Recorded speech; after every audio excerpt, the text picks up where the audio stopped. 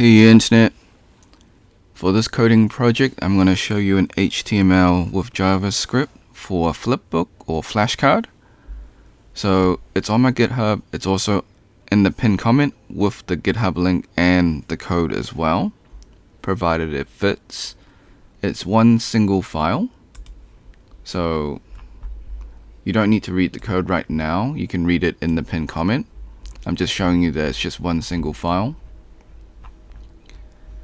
So, okay, for this demonstration, it's more about the functionality. So we're not going to cover the questions because that's not the purpose of this video.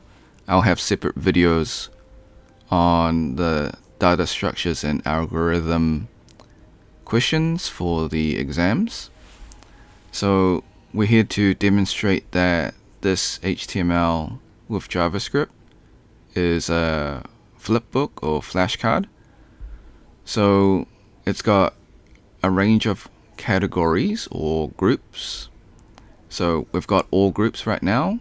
As you can see, it indicates how many questions there are. So there's a total of 94. If we choose bonus, it's not counted, so it'll be something else. It'll be 7.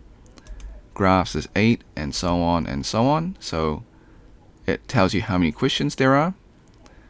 So as you can see, you've got this question. So you just click on the white space and then it will show you the answer. And once you get the answer correct, or if you want to move on, simply click on next. It will take you to the next question.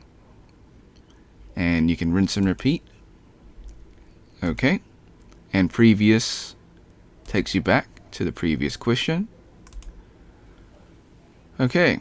We've got shuffle mode. So if you want to mix it up and not just learn the pattern, but actually know the question without muscle memory, where you actually need to think about the question, there's shuffle mode, so we'll randomize the questions.